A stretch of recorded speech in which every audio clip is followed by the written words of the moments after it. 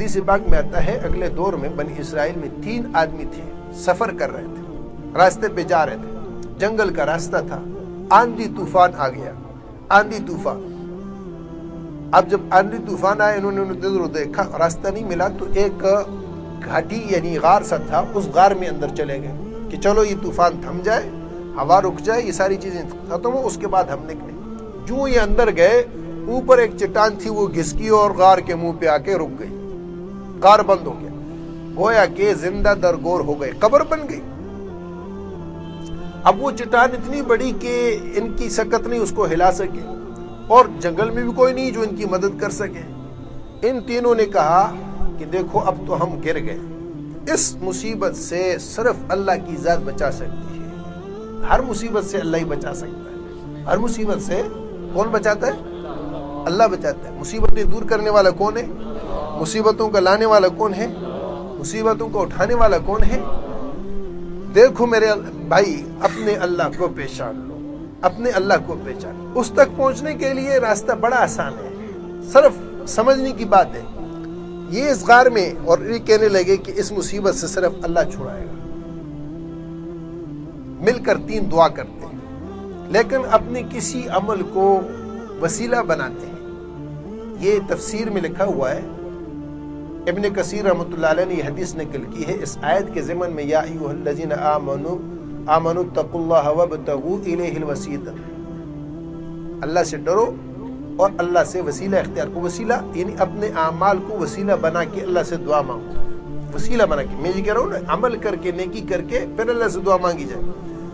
تو اپنی کوئی ایسی نیکی جو خالص اللہ کے لیے کی ہو، ہر آدمی اپنی نیکی گنوائے اور اس پر دعا مانگے۔ تو ایک کہنے لگا کہ اللہ تو جانتا ہے، تو جانتا ہے میرے بوڑھے ماں باپ اور میری بکریاں اور میرا کنبہ، میں ان کو چرا کے لاتا، اور میں دودھ جو ہے وہ لانے کے بعد سب سے پہلے اپنے ماں باپ کو پلاتا اور پھر اپنی اولاد کو پلاتا۔ ایک دن بکریاں چراتے چراتے میں دور جنگل میں نکل گیا، دور جنگل میں نکل گیا۔ جب واپس آیا دیر ہو چکی تھی، ماں باپ سو چکے تھے، ماں باپ سو چکے تھے۔ کان کھول کے سن لو، یہ بہت خطرناک دور ہے۔ اس وقت ماں باپ کی حیثیت غلاموں کی سی ہو گئی، اور حضور نے فرمایا قرب قیامت میں ایسا ہوگا کہ لوگ اپنی ماؤں کو باندیاں بنا دیں گے۔ اور یہ قصے میرے سامنے آتے رہتے ہیں، اس لیے میں یہ بات کہہ رہا ہوں۔ اللہ کی قسم، ماؤں کو لوگوں نے باندیاں سمجھا ہوا ہے، ایسے حکم چلاتے ہیں جو باندیوں پہ بھی نہیں چلائے۔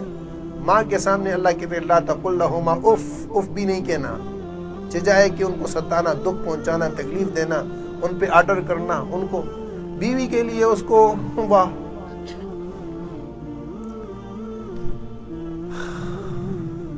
تو وہ کہنے لگا کہ اے اللہ، جب میں پہنچا تو ماں باپ سو چکے تھے، بچے جاگ رہے تھے، میں نے دودھ نکالا، بچے بلک رہے تھے، بھوک سے تڑپ رہے تھے، لیکن میں نے گوارا نہیں کیا کہ ماں باپ کو پلانے سے پہلے میں اپنے بچوں کو پلا دوں۔ ہماری جیسے ہوتے ہیں نا مجتہد، وہ کہتے ہیں کوئی بات نہیں ہے، ماں باپ سو گئے، بعد میں پی لیں گے نا، ان کو پلا دو۔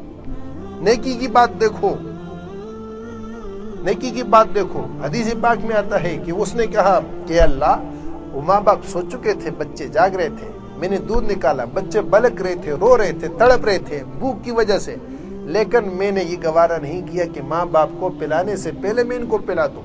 اور میں انتظار میں وہ پیالہ لیے کھڑا رہا، کھڑا رہا، کھڑا رہا۔ یہ بھی نہیں ہے پیالہ رکھ دیا اوپر، ڈھک دیا، چل جی سو گو، بعد میں دیکھی جائے گی۔ اس انتظار میں کھڑا رہا کہ جیسے ہی بھوک کی وجہ سے میرے ماں باپ کی آنکھ کھولے تو میں ان کو جلدی سے دودھ پلا دوں۔ اللہ ہمیں ماں باپ کی ایسی قدر عطا فرماتے ہیں، ایسی قدر عطا فرماتے، ایسی عظمت عطا فرماتے۔ تو میں پیالہ لیے کھڑا رہا، یہاں تک کہ صبح ہو گئی، بچے تڑپ تڑپ کے سو گئے۔ صبح ہوئی، میں نے ماں باپ کو پلایا، ان کے پینے کے بعد میں نے بچوں کو اٹھایا، ان کو دودھ پلایا۔ اے اللہ، یہ عمل اگر میں نے خالص تیری رضا کے لیے کیا ہے، آج کی اس مصیبت کی گھڑی میں ہم پر اے اللہ تو آسانی کر دے۔ یہ کہنا تھا کہ پتھر گھسک گیا، چٹان اپنی جگہ سے ہل گئی، لیکن اتنا کہ صرف ہوا آنی شروع ہوئی، تھوڑی تھوڑی روشنی، اتنی نہیں تھی کہ یہ اس سے نکل سکے۔ زندگی کی رمق تو پیدا ہو گئی نا، ہوا آنی شروع ہو گئی، روشنی آنی شروع ہو گئی۔ دوسرے نے کہا کہ اے اللہ تو جانتا ہے، اے اللہ تو جانتا ہے کہ میرا ایک ساتھی تھا، میرے ساتھ کاروبار میں شریک تھا، اور اے اللہ وہ اپنا مال چھوڑ کے سفر پہ چلا گیا اور جا کر گم ہو گیا۔ میں اس کے مال کی رکھوالی کرتا رہا، دیکھتا رہا، پالتا رہا، کرتا رہا، یہاں تک کہ ایک عرصہ گزر گیا۔ وہ ایک عرصے بعد آیا اور بکریوں سے اور گایوں سے اور اونٹوں سے وادی بری ہوئی تھی، اور وہ آیا، اس نے مجھے کہا کہ اے اللہ کے بندے، اللہ سے ڈر، مجھے میرا حق دے۔ میں نے کہا کہ یہ ساری وادی تیری ہے، لے جا۔ اس نے کہا دیکھو میرے ساتھ مذاق نہیں کرو، میرا جو حق ہے، میرا مال ہے، مجھے دے دو۔ تو میں نے اس سے کہا میں تجھ سے مذاق نہیں کر رہا ہوں، یہ ساری وادی تیری ہے، لے جا۔ اس نے پھر کہا دیکھو میں تم سے کہتا ہوں مجھے میرا مال دے دو، میرے ساتھ مذاق نہیں کرو۔ میں نے اس سے کہا میں تم سے مذاق نہیں کرتا، یہ وادی ساری تیری ہے، لے جا۔ دیکھو معاملات کا صاف ہونا اللہ کے ہاں کتنی قیمت رکھتا ہے، معاملات کا صاف ہونا۔ اب اللہ دیکھ رہا اور یہ بندہ جانتا ہے، تیسرا کوئی نہیں جانتا، اور اس نے معاملے کو کتنا صاف رکھا ہوا ہے کہ اس کی چیز میں جو اس کو اللہ پاک نے برکت دی ہے وہ ساری اس کے سپرد کر رہا، اور کہنے لگا کہ اللہ، اس نے وہ ساری وادی کو سمیٹا، ساری وادی کو سمیٹا اور سمیٹ کے چل دیا۔ اس نے نہ مجھے شکریہ کہا، نہ اس میں سے مجھے کوئی چیز دی کہ چل یہ تیرا حق بنتا ہے، تو نے اتنی دیکھ بھال کی ہے، نگرانی کی ہے، تیری مزدوری بنتی ہے، چلیے تو تحفے میں لے لے، تو انعام کے طور پہ لے لے، مزدوری کے طور پہ لے۔ اس نے ایک بچونگڑا بھی مجھے نہیں دیا اور لے کے چلا گیا۔ اے اللہ یہ عمل خالص تیرے لیے کیا، آج کی اس مصیبت کی گھڑی میں ہمارے ساتھ آسانی کر۔ حضور پاک صلی اللہ علیہ وسلم نے فرمایا وہ چٹان تھوڑی سی اور گھسیں گے۔ اب اچھی خاصی ہوا اور روشنی آنی شروع ہوئی، لیکن اتنی نہیں کہ اس سے ابھی نکل سکے۔ تیسرے نے کہا کہ اے اللہ تو جانتا ہے، تو نے مجھے مال دیا، میری ایک چاچا کی بیٹی، میں اس کو بہت چاہتا تھا، اس کے ساتھ میرا بہت تعلق تھا، بہت محبت تھی، اور میری کوشش تھی کہ میں اس پہ قابو پاؤں، اور وہ مجھے نہیں چھوڑ رہی تھی، یہاں تک کہ ایک دن وہ مجبور ہو کر میرے پاس آئی اور مجھ سے مال کا مطالبہ کیا۔ میں نے اس سے کہا مال جتنا چاہے گی لے لے، لیکن تو مجھے قابو دے۔